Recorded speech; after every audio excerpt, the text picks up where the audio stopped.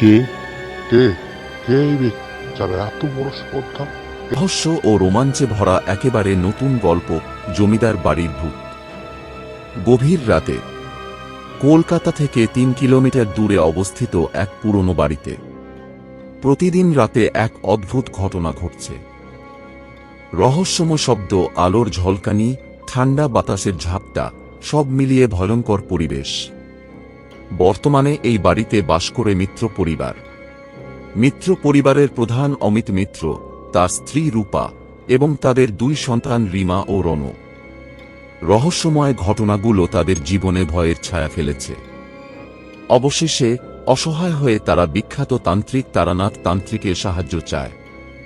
তারানাথ তার তীক্ষ্ণ দৃষ্টি ও অতিপ্রাকৃত ক্ষমতার মাধ্যমে বুঝতে পারেন যে এই বাড়িতে এক অদৃশ্য শক্তির খেলা চলছে।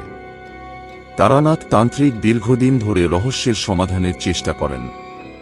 অবশেষে তিনি জানতে পারেন যে এই বাড়িতে এক পুরনো কুয়া আছে, যার মধ্যে বন্দী আছে এক দুষ্ট আত্মা। তারানাথ তান্ত্রিক দুষ্ট আত্মার সাথে কঠিন লড়াই করে। দীর্ঘ লড়াইয়ের পর তারানাথ তান্ত্রিক দুষ্ট আত্মার কাছে পরাজিত হন। হতাশ ও আহত হয়ে তিনি মিত্র পরিবারের বাড়ি থেকে চলে যান। পরিবারের সবাই ঠিক করে বাড়ি ছেড়ে অন্য শহরে চলে যাওয়ার। এই অসহায় অবস্থায় মিত্র পরিবার আবার তারানাথের কাছে ছুটে আসে। তারানাথ হতাশ, তবুও তাদের সাহায্য করতে রাজি হন। তারানাথ তান্ত্রিক মিত্র বাড়ির ইতিহাস জানতে গিয়ে জানতে পারে অমৃত বাবুর দাদু ছিলেন জমিদার প্রতাপ নাথ।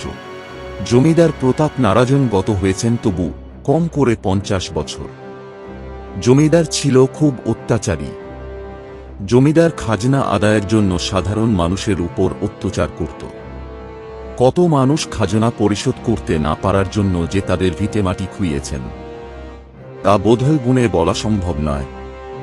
হঠাৎ একদিন ঘটল একটা অপ্রত্যাশিত ঘটনা।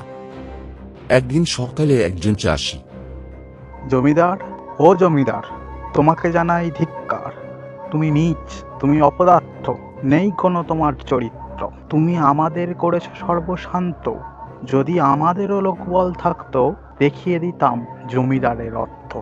কে কে কে এই বেচারা এত বড় স্পর্ধা?